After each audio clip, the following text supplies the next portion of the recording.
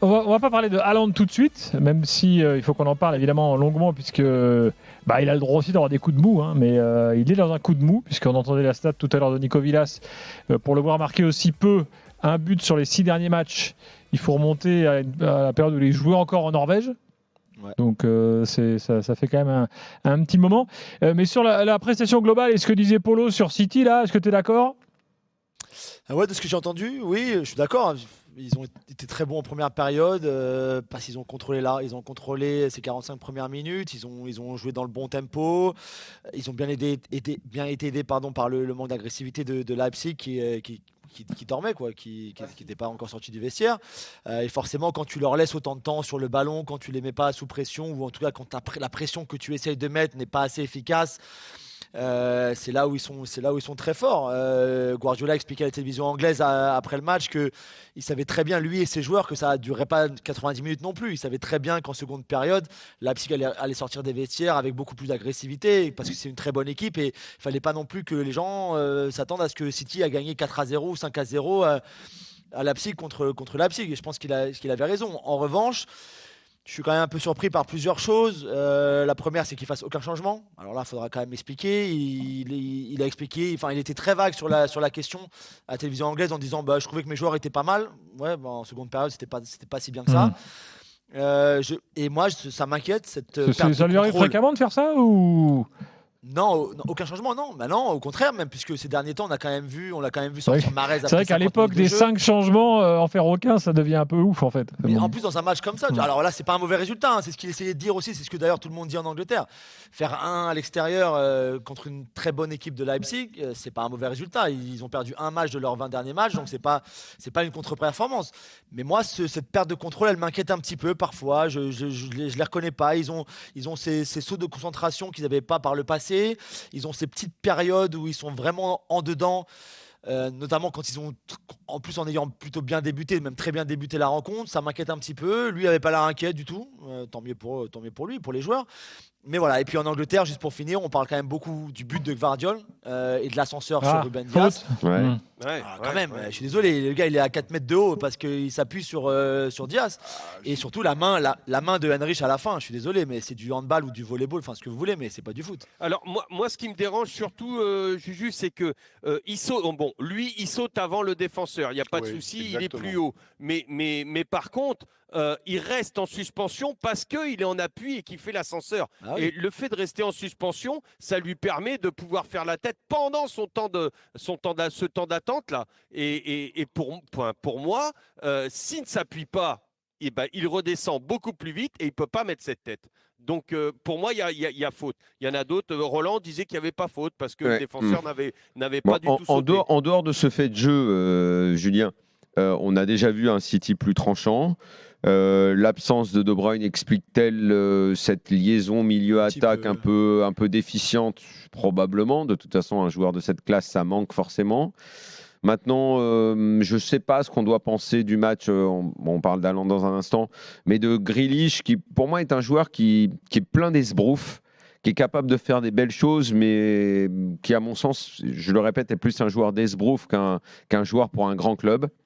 Je suis toujours un petit peu déçu avec ce joueur-là. Je ne sais pas, alors est-ce que le paradoxe va faire que l'année où on l'attend le moins, City va aller le plus loin en Ligue des Champions, mais c'est pas l'année où je les vois très très forts, moi. Peut-être que je me trompe, peut-être qu'ils vont aller en s'améliorant. Je ne sais pas ce qu'on en dit en Angleterre. Je pensais, en tout cas tout le monde pense en Angleterre qu'Haaland changerait le visage de cette équipe et que justement dans les matchs qui ronronnent, lui trouverait la solution pour tout défoncer. Bon, moi la question, et je sais qu'en Angleterre des gens très compétents ont posé la question, est-ce que c'est le club et le genre de jeu qui lui convient le mieux? Je pense qu'on va être beaucoup à en douter. Donc un avis général sur ce City de ta part? Ouais, qui est un petit peu, effectivement, tu as raison, moins tranchant que les. T'as l'impression qu'il manque quelque chose en fait par rapport aux saisons précédentes. Sans De Bruyne quand même ce soir. Oui, c'est vrai, ça compte. Hein, ça compte. Sans De Bruyne, ça compte. C'est pas le même City avec ou sans De Bruyne. Ouais, mais là, à mon avis, tu étais parti à la cuisine chercher un bout de gâteau parce que je l'ai dit juste au début. Avoue que tu étais parti chercher un bout de gâteau, il n'y a pas de mal. Non. Non, Si, non, mais bah, c'est, Lionel. tu parlais du jeu d'Haaland et Haaland, c'est pareil. Il ne reçoit pas les mêmes ballons, ce n'est pas du tout le même joueur. C'est pas lui qui va. Enfin, moi, tout seul, je ne le vois pas délivrer cette équipe de City. Par contre, un De Bruyne qui sert Haaland tout le temps dans de bonnes conditions, oui, ça a toujours été. C'est mieux. Et je ne vois pas qui peut remplacer ce mec. C'est pas, ça va pas être sur le côté droit, mince, le nom m'échappe. Mahrez, ça va pas être Grealish, ça va pas, qui vont lancer. Et puis ce que je reproche surtout à cette équipe-là, moi personnellement, c'est que ok, il y a toujours cette circulation, mais qui est très latérale. Pendant un moment.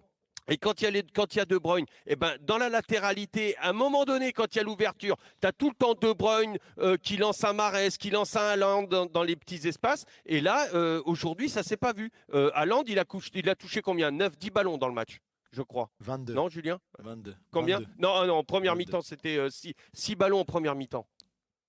6 en une mi-temps, c'est pas beaucoup. Dans le match, c'est 22. Excuse-moi, Gilbert, Oui, Polo. d'intervenir sur ce débat-là, c'est qu'en fait, j'arrive pas à vous suivre. C'est pas une critique, mais quand le Bayern n'a pas de 9, on critique le Bayern. Quand le Manchester City a un 9, on dit ça va pas non plus. Je dis qu'est-ce qu'on veut à la fin, quoi. C'est moi ce qui. J'ai pas dit ça, moi, Polo. J'ai dit, est-ce que le type de 9 qui est Haaland se prête complètement au jeu que pratique Manchester City? Moi, je pense que c'est Guardiola qui veut aussi ne pas changer. C'est-à-dire que lorsqu'on me dit, ou lorsque j'entends en Angleterre que c'est qu'il y a un 9, s'il l'a pris, Polo, s'il l'a pris, c'est qu'il connaissait toutes ses qualités et qu'il savait ce qu'il allait en faire quand même. On lui a pas mis un couteau sous la gorge pour prendre Haaland. Je l'ai vu revenir aux 50 mètres pour chercher des ballons. Je le voyais défendre sur les corners dans tous les sens et se retrouver devant. Et aujourd'hui, on me le limite à un joueur de surface. Et tout le monde me dit, y compris des anciens internationaux français et tout ça, sur des chaînes, etc., que ah bah non, il sait faire que ça. Je suis désolé, Haaland, il ne sait pas faire que ça. C'est donc à Manchester City, ils ont une telle possession que c'est compliqué pour le Norvégien de faire autre chose que ça. Mais je vois pas en quoi je suis d'accord, moi, avec ça. Je suis d'accord, donc c'est pour ça que je posais la question. Est-ce que le jeu de City qui réclame toutes ces choses dont tu viens de parler, est-ce que c'est réellement fait pour lui? Tiens, on va. C'est pas la bonne question de toute façon. Julien, et ensuite on accueille Pourquoi Yanis. c'est pas la bonne question, Julien? Parce que, alors, il était un peu, ce soir, on l'a senti frustré. Et je pense qu'effectivement, le fait il a un bon ballon, hein, c'est la balle en profondeur de Grealish en seconde période, où il l'amène et il frappe du pied droit. Il s'emmène pas bien. Voilà, et elle est trop croisée, etc. Mais moi, je pense que Guardiola est très content. Il est très content d'avoir Haaland dans son équipe, même s'il touche que 22 ballons, même il a fait 11 passes ce soir. Mais est-ce que lui va vraiment s'amuser? Est-ce que vraiment lui, ça va être quelque chose où il va s'éclater? Peut-être, mais un joueur mais ça peut engendrer une frustration. Sauf que là, il en est à 32 buts en 32 matchs pour Manchester City. Oui. Guardiola ne peut pas ne pas être content, c'est pas possible. Après, bien sûr qu'il peut toujours faire plus, tu peux faire différemment, tu peux faire plus. Haaland aussi, je pense que parfois il aimerait avoir encore un peu plus d'occasions. Et je pense que pour Pep, on peut continuer à jouer notre jeu. Et en plus, on a le meilleur finisseur au monde aujourd'hui, actuellement, ou un des 3 meilleurs finisseurs avec Kylian et Osimhen, on va dire. Voilà. En plus, de tout le reste. Donc voilà, il va pas s'en priver. Et pour lui, c'est parfait. Salut Yanis. Bonsoir messieurs. Vous avez Yanis. dit pas mal de choses. Je vais essayer d'être très très rapide. Mais aujourd'hui, pour moi, la défaite, c'est surtout celle de Guardiola. Comme vous avez pu le constater. C'est pas une défaite. Comment ? Tu le considères comme une défaite, mais c'en est pas une. Oui, non, mais je veux dire, le nul, c'est le motif numéro 1 pour moi aujourd'hui, c'est Guardiola. Mais attention, hein, sans remettre en cause Leipzig, parce qu'ils ont vraiment fait un gros match. Mais comme vous avez pu le dire, 0 changement. Il y a eu 0 changement. Sur le banc, on a Alvarez, il y a Foden, il y a Lewis qui est en pleine forme, il y a Palmer. Même s'il joue jamais Palmer, il peut le faire rentrer. Moi, je trouve ça extrêmement dommage. Effectivement, Haaland, il est en méforme en ce moment, entre guillemets, parce qu'il marque pas.